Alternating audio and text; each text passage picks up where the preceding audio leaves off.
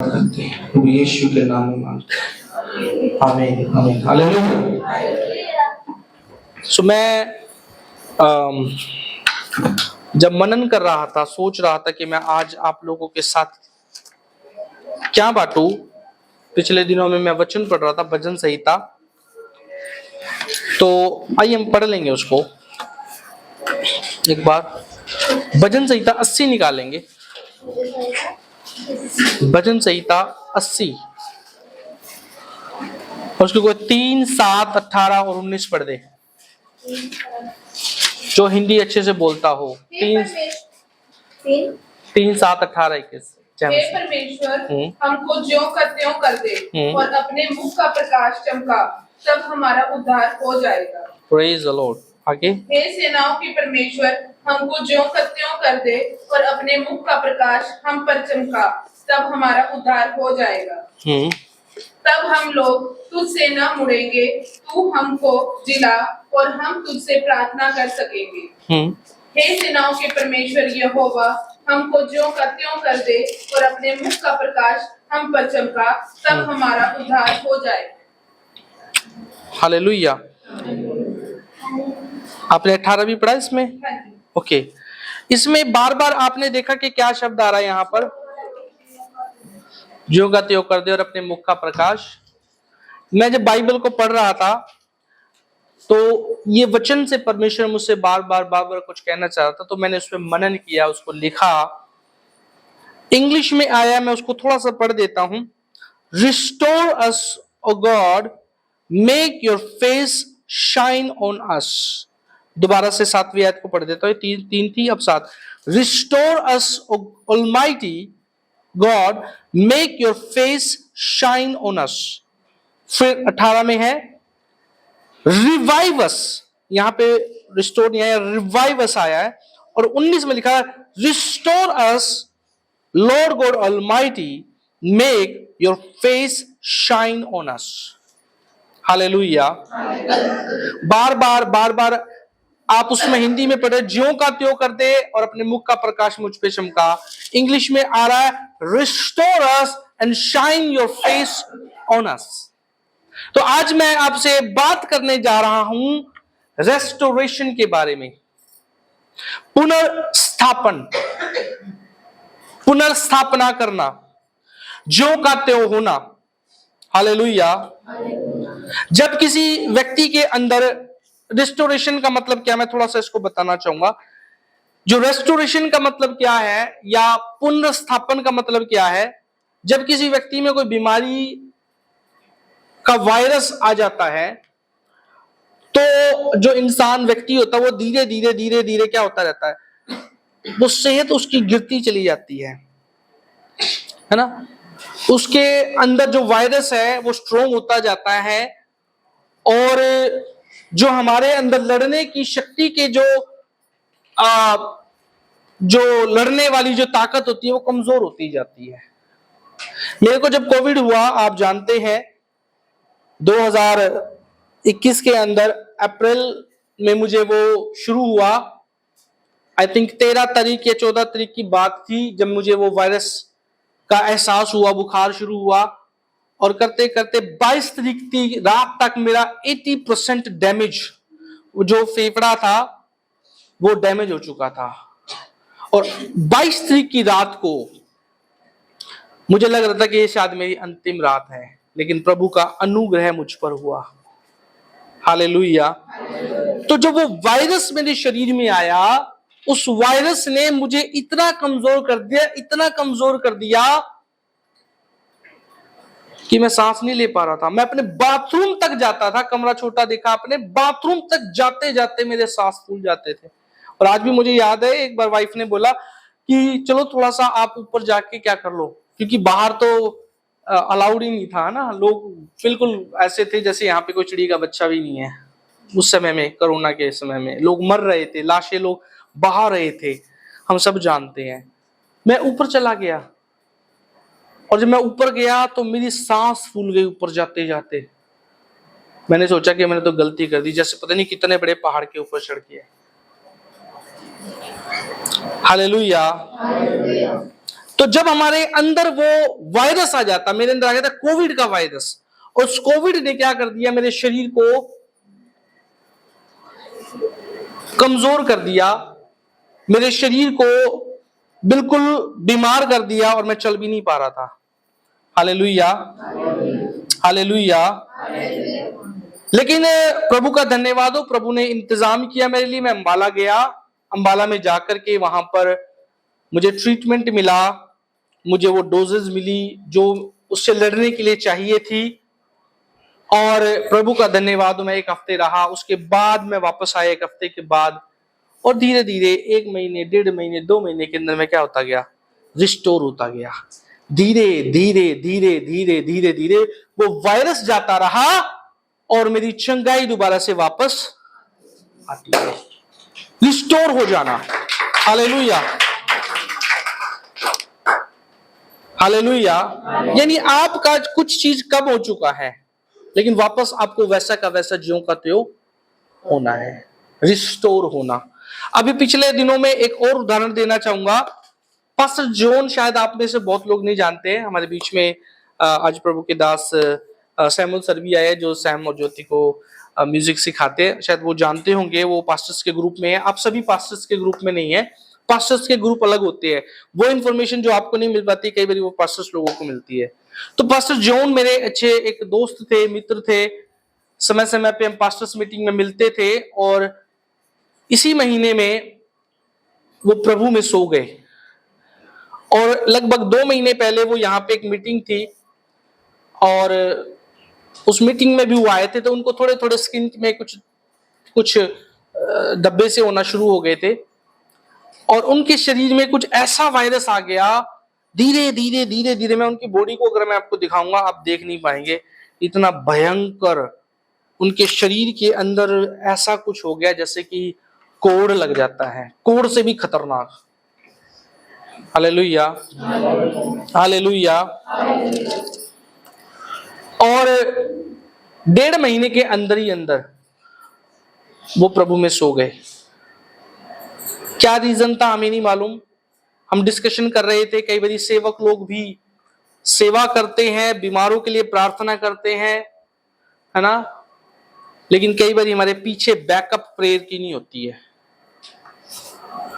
अगर हम deliverance ministry में है और हम डिलीवर कर रहे हैं लोगों को, और पीछे बैकअप नहीं है हमारे पीछे, तो शैतान आप पे अटैक करेगा। और ये मैंने महसूस किया है ना। देखो, चाहे आप कितने ही ताकतवर हो, एक बंदे को 10 मुक्के मारोगे, एक तो वो भी मारने की कोशिश करेगा ना। और जब आप कमजोर हो तो कमजोर को तो वो और मारेगा। तो हम बात करते कि ऐसा क्यों हुआ, हमें पूरा रीजन नहीं मालूम, लेकिन हम बात कर रहे थे। मैंने बोला कि कई बार हम बीमारों के लिए प्रार्थना कर रहे होते हैं, और जब हम बीमारों के लिए प्रार्थना करते हैं और हमारे पीछे बैकअप नहीं होता, हमारा आत्मिक जीवन खुद ठीक नहीं होता कई बारी, तो शैतान को मौका मिलता है।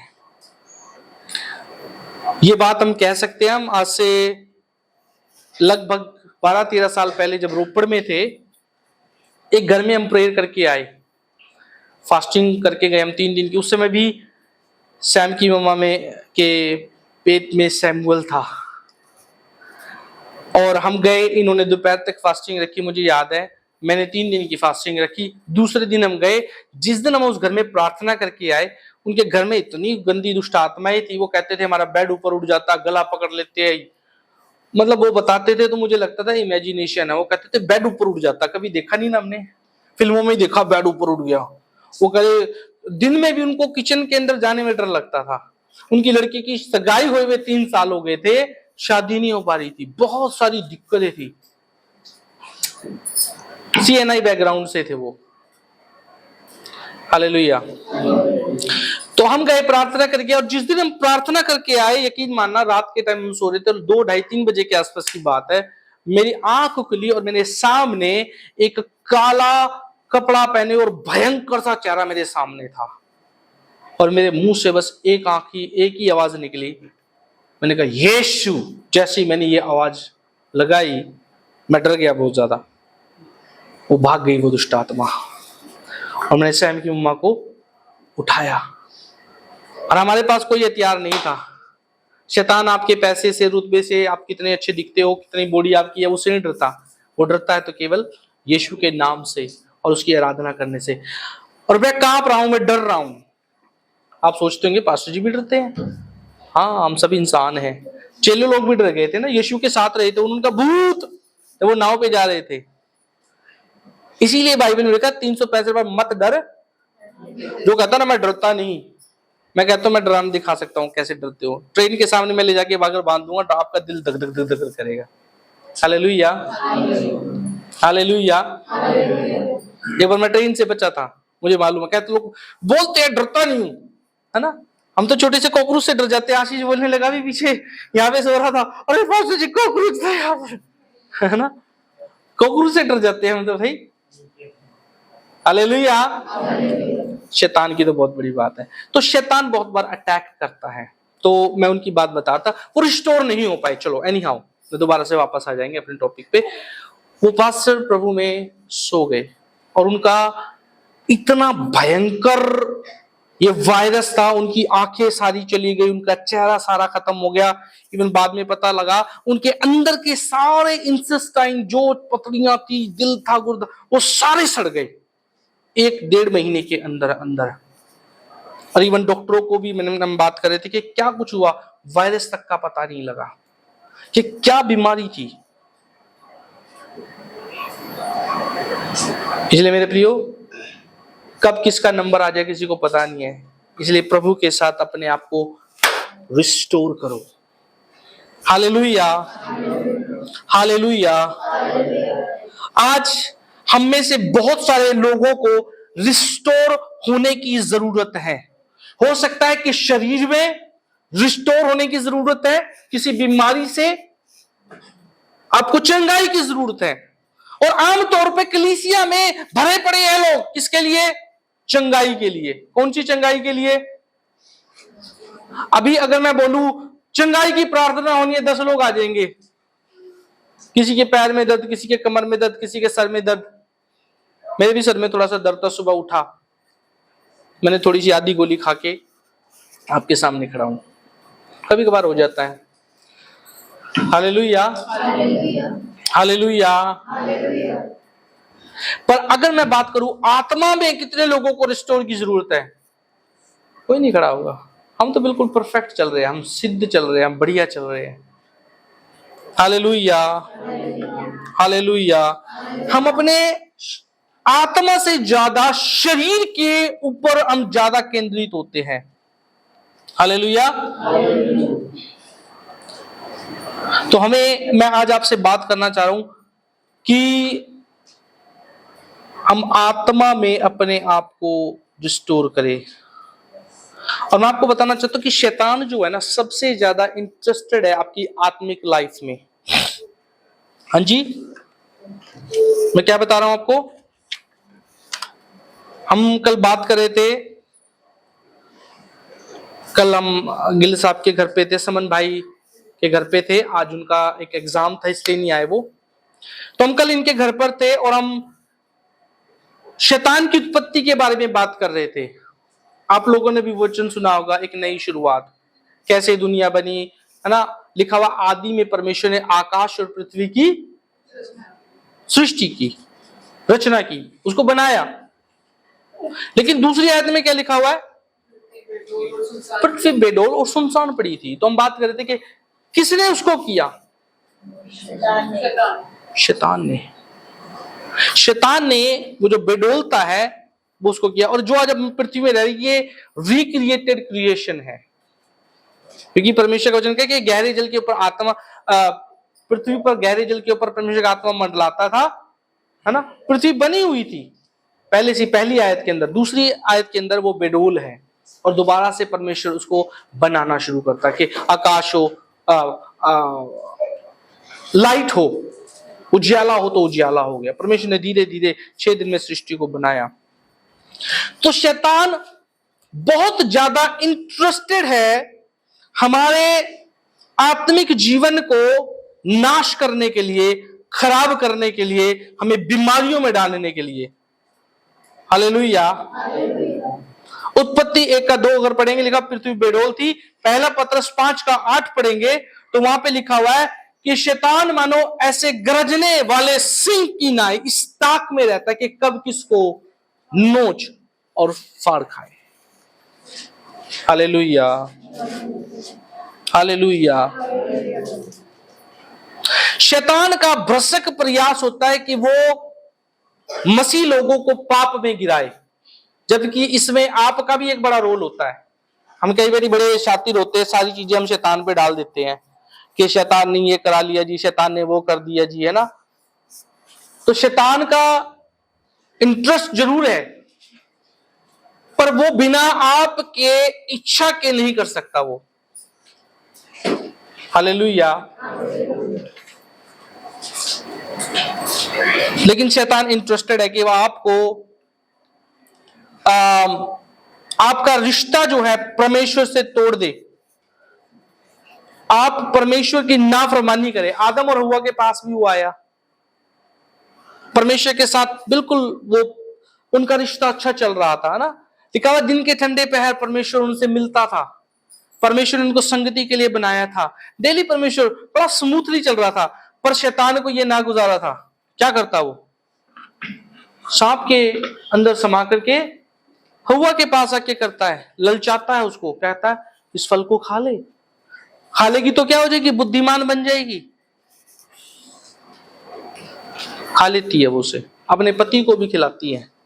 और क्या हुआ वहां पर? उनका रिश्ता परमेश्वर से टूट गया। हालेलुया। परमेश्वर को उनको अदन के बाग से बाहर भेजना पड़ा, उनका रिश्ता टूट गया। जैसा रिश्ता पहले था वैसा रिश्ता नहीं था। हालेलुया। जब जब हम पाप करते हैं, जब जब हम परमेश्वर की नाफरमानी करते हैं, पाप क्या है? परमेश्वर की नाफरमानी करना या उसकी हुक्मों को ना मानना। अगर आप गौर से ध्यान करोगे, ना जाने हम कितनी बार नाफरमानी करते हैं और हम उनको हल्का सा ले लेते हैं। हम बार बार पाप करते हैं, बार बार पाप करते हैं। हमारी लाइफ में वो वायरस आते रहते हैं, आत्मिक वायरस। हमारा रिश्ता टूटा हुआ होता है पर कई बार हमें पता ही नहीं होता है। हालेलुया। पिछले क्रिसमस की बात है, हम लोग नहीं, क्रिसमस की नहीं, सॉरी माफी चाहूंगा अगर मैं उस बात को याद दिला रहा हूं। जोए की मेमोरियल सर्विस थी उस दिन। हमने यहाँ पे बिजली का तार लगाया और तार लगा करके हम वहां पे ऑन कर रहे हैं और हम कह रहे कि लाइट नहीं है शायद, लेकिन बाद में पता लगा कि उसका कनेक्शन ही नहीं किया हुआ था, उसका तार हटाया हुआ था ना। और हम क्या कर रहे हैं, हम ऑन ऑफ कर रहे हैं, आ ही नहीं रहा है। लेकिन बाद में जब हमने बहुत वो छानबीन करी, यार क्या दिक्कत है, वहां तो लाइट आ रही है घर पे, यहाँ क्यों नहीं आ रही है। हमने सोचा बोर्ड में प्रॉब्लम है, लेकिन वो ऑन ही नहीं किया था, वहां से वो जोड़ा ही नहीं था वहां पे। बहुत बार हम लोगों का रिश्ता टूटा हुआ है परमेश्वर के साथ और हमें कई बार पता ही नहीं होता है। हालेलुया। सो आज मैं आप लोगों से कहना चाहूंगा मेरे प्रियो कि हम अपने आप को परमेश्वर के साथ रिस्टोर करें। आज कलीसिया के अंदर ये बड़ी प्रॉब्लम मैं देखता हूं, परमेश्वर के साथ जो रिश्ता कलीसिया के लोगों का होना चाहिए वो रिश्ता लोगों का परमेश्वर के साथ नहीं है। जब रेस्टोरेशन की मैं बात सोच रहा था तो परमेश्वर ने एक कहानी परमेश्वर ने मन में डाली, नेहमिया की किताब। कितने लोग जानते हैं नेहमिया की किताब? नेहमिया की किताब में आ जाएंगे, चलो एक मिनट, थोड़ा सा हम एक्सप्लेनेशन उसका देखेंगे। नेहमिया की किताब में अगर आप जाएंगे तो नेहमिया एक राजा का प्याऊ था। ये लोग अभी बेबीलोन की बंधुआई में हैं और दुनिया में बड़ी बड़ी हस्तियां आई जिन्होंने राज किया।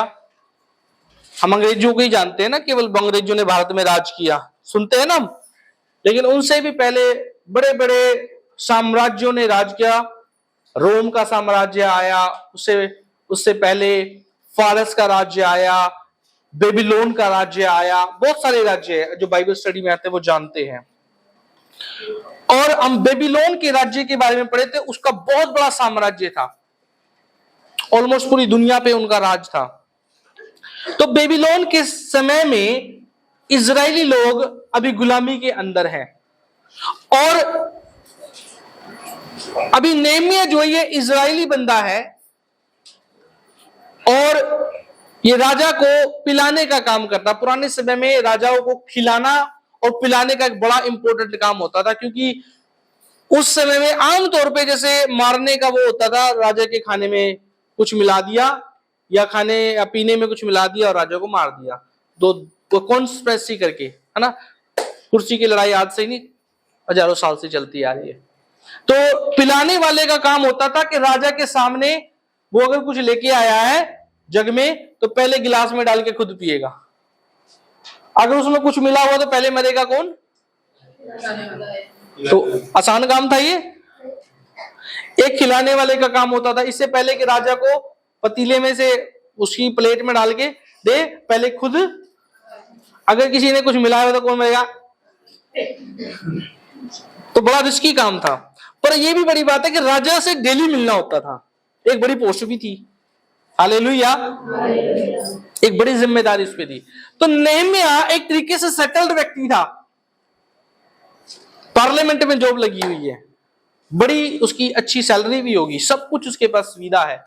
लेकिन लिखा हुआ है, आइए हम पढ़ लेंगे थोड़ा सा नेहमिया, उसका पहला अध्याय निकाल लेंगे और पहली दूसरी आयत से पढ़ेंगे हम।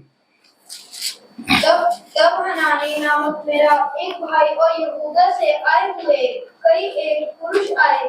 तब मैंने उनसे उन बचे हुए यहूदियों के विषय जो बंधुआई से छूट गए थे और यरूशलेम के विषय में पूछा। उन्होंने मुझसे कहा, जो बचे हुए लोग बंधुआई से छूटकर उस प्रांत में रहते हैं, वे बड़ी दुर्दशा में पड़े हैं और उनकी निंदा होती है, क्योंकि यरूशलेम की शहर बना टूटी हुई और उसके फाटक जले हुए हैं। ओके, अभी सॉरी मैंने थोड़ा सा गलती कर दिया। मैंने आपको बता कि अभी नबूकदनेस्सर का राज्य था, नबूकदनेस्सर को हटा करके एक और राजा आ गया, अर्थक्षेत्र राजा। आई थिंक ये जो राजा थे ये फारसी राजा थे। अभी दूसरे राज्य ने जो बेबीलोन से भी स्ट्रॉन्ग था उसने राज कर लिया है। और अभी जब ये राजा ये थोड़ा अच्छा था, तो इसी बीच में क्या हुआ कि फारस के राजा ने, जो बेबीलोन के समय में बंधुआई में गए थे, उसने कहा कि भी जो लोग जाना चाहते हैं अपने अपने नगरों में क्या करें, चले जाए। अभी गुलामी में जरूर है, पर उनको क्या स्वतंत्रता दे दी कि जो कोई अपने अपने नगर में जाना चाहता है, जहां से तुम्हें बंधुआई करके लेके आए थे, वो जाना चाहते चले जाओ। तो लोग यरूशलेम से आए थे, बहुत सारे लोग। यरूशलेम क्या था? यहूदियों का एक बड़ा एक धार्मिक स्थान है, क्योंकि वहां पे यहूदियों का मंदिर था। अगर कहे पंजाब में या सिख लोगों के लिए सबसे अगर होली सिटी अगर कोई है पूरे वर्ल्ड में, तो कौन सी होगी? अमृतसर। क्यों? क्योंकि गोल्डन टेम्पल है, उनका सबसे बड़ा जो टेम्पल है वो वहां पर है। हालेलुया। इजरायलियों के लिए वैसे ही जो यरूशलेम का मंदिर था वो था, और आज भी उसको होली लैंड बोलते हैं यरूशलेम। आज भी लोग यरूशलेम इजराइल जाते हैं, और मेरी भी इच्छा है कभी जाएंगे, प्रभु ने चाहा तो। हालेलुया। आप भी इच्छा रखो, क्या पता प्रभु आपको भी लेके जाए, हम मिलके प्लान करके जा सकते हैं। हालेलुया। तो जैसे ही नेहमिया को पता लगा कुछ लोग कि भाई यरूशलेम से आए हैं, तो वो मिलने गया कि भाई मेरे भाई बंधु वहां यरूशलेम में रहते। तो लिखा हुआ वो जब जाके उनसे पूछता कि भाई जो यरूशलेम में बचे हुए लोग हैं उनका क्या हाल है, तो वो क्या बोलते हैं? वो बोलते हैं कि जो शहर पना है वो टूटी हुई है, और उसके जो फाटक है वो जले हुए हैं, और वो लोग तो बड़ी दुर्दशा में पड़े हुए लोग हैं। उनकी निंदा हो रही है, दूसरे लोग उनकी क्या कर रहे हैं? बहुत बेइज्जती कर रहे हैं, और यरूशलेम का बहुत बुरा हाल है। तो चौथी आयत में लिखा, ये बातें सुनते ही मैं बैठकर रोने लगा, विलाप करने लगा, उपवास करने लगा। हालेलुया। यरूशलेम की शहरपनाह टूटी हुई है, फाटक जले हुए हैं, वो असुरक्षित हो गए। शहरपनाह टूटना और फाटक जले हुए होने का मतलब है पुराने समय में जब लोग शहर को बनाते थे, जब चंडीगढ़ शहर बना ना, हम जानते हैं चंडीगढ़ को आज कितना खूबसूरत बनाया हुआ है, जब अंग्रेजों ने बना प्री प्लान करके बनाया। तो पुराने समय में जब राजा लोग किसी शहर का निर्माण करते थे तो पहले वो शहर के चारों ओर क्या करते थे, एक शहरपना कह लीजिए वो बना लेते। जैसे अब हम यहां पे बैठे हुए हैं, ये हमारी शहरपना है, 9 इंची की दीवारें। हालेलुया। जब हम अपने घरों में सोते हैं रात के टाइम तो सुकून से क्यों सोते हैं भाई? कुत्ता बिल्ली जानवर हमें आकर के, चाहे शेर आ भी जाए बाहर, वो हम अंदर कमरे में सुरक्षित है ना। घर हमें क्या देता है? एक सुरक्षा प्रदान करता है, सुविधा प्रदान करता है। और पुराने समय में जो शहरपना बनती थी पूरे शहर की, अभी भी आप दिल्ली में जाएंगे तो एक पुराना किला है, मैं उसकी दीवारों पे चला हूं, लगभग अगर मैं गलत ना हूं तो यहां से लेके यहां तक इतनी मोटी मोटी दीवार है उसकी, इतनी मोटी मोटी दीवार जिसपे यानी आप गाड़ी चला सकते हो। छोटी 9 इंची की दीवारें नहीं है। और उसके बाहर क्या होता था, एक पूरी खाई बनाई जाती थी जिसके अंदर पानी छोड़ करके मगरमच्छ डाल दिए जाते थे। अगर कोई शत्रु आता है तो फाटक बनाए जाते थे, बंद कर दिया जाता था, वो आने जाने के लिए होता था। और अगर कोई युद्ध करने आया है तो एंट्री करना बहुत मुश्किल होता था। अगर वो दीवार पे भी चढ़ने की कोशिश करे तो उसको किससे जाना पड़ेगा? पानी में से घुसकर, मगरमच्छों से होकर के। हालेलुया। तो अभी यहां पे क्या होया हुआ है? इनकी शहरपना क्या हो रही है? टूटी हुई है। फाटक क्या हुए हैं? इनकी कोई भी सुरक्षा नहीं है। ये असुरक्षित लोग हैं। सोचो मैं अगर ऐसे घर में सो रहे हो जिसकी ना दीवार है ना दरवाजे हैं ना छत है, खुले मैदान के अंदर हम सो रहे हैं। हालेलुया।